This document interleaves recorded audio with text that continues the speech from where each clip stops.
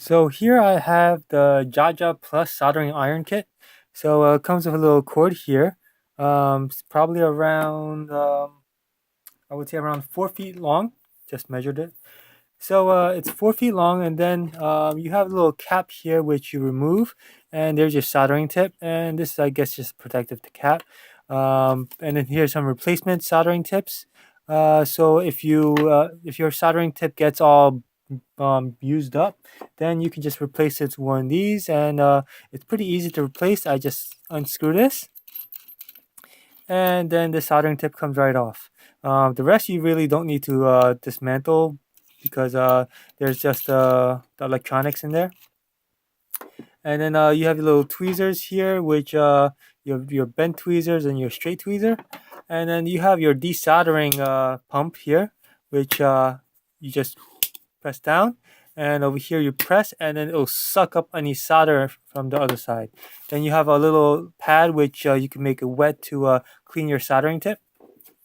It comes with some soldering tin and a little piece of metal which acts as a stand for your soldering iron, and therefore you don't burn yourself.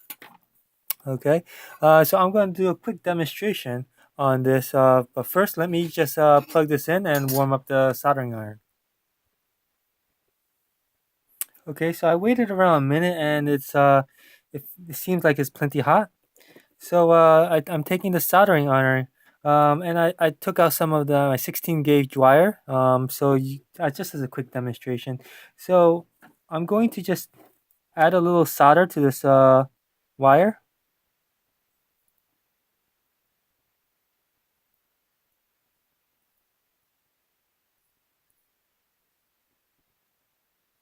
So once I have that, let's zoom in this a little bit so you can see better. To solder these, as soon as this can focus, solder this piece together on itself, and then I'm going to try to use the desoldering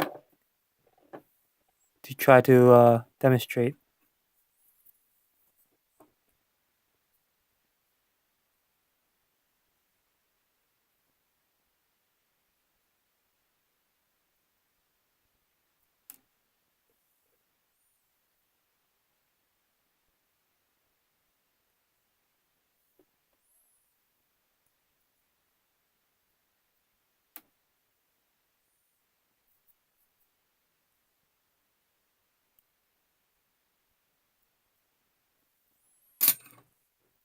So there you can see that it's fused together.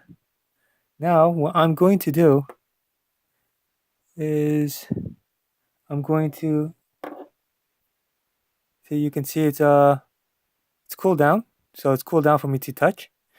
So what's going to happen is you're supposed to make it hot.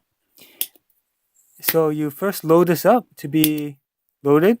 So now you just single press, and it'll suck out the solder as soon as it's hot. So first you warm it up.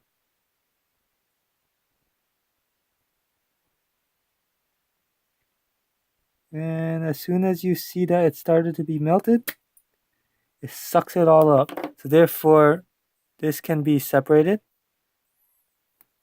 without too much force.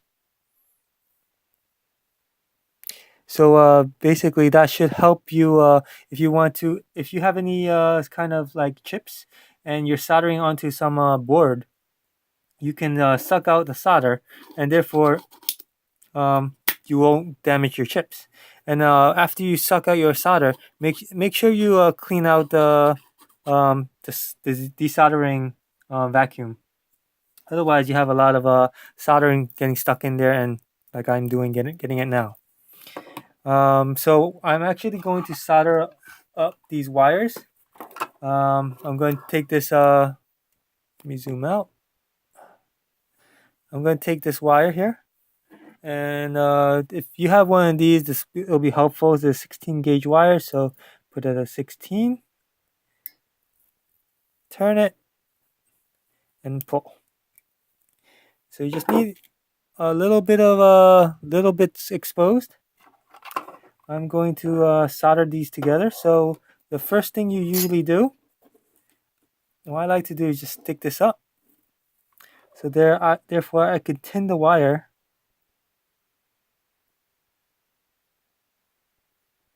You just want to add a little bit of the tin to the wire.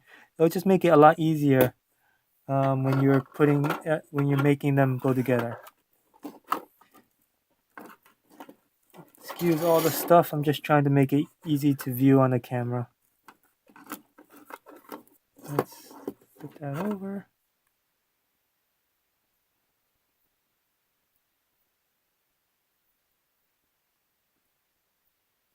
Okay, so the reason why I'm using the brown wire is live for a live wire for your probably Asia countries, and then you have a black wire which is live for US. So I'm just gonna connect them together, and if I just have something to keep this standing up.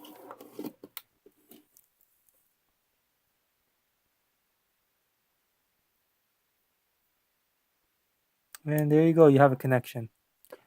And once you have that connection going, then what I usually do is I'll usually take electrical tape and just wrap it around, and therefore you have a good seal.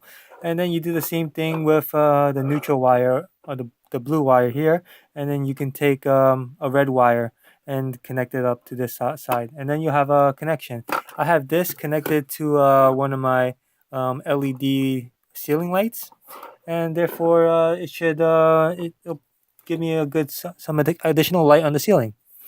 I hope this review was helpful. Let me know if you got any questions or comments below. Thank you.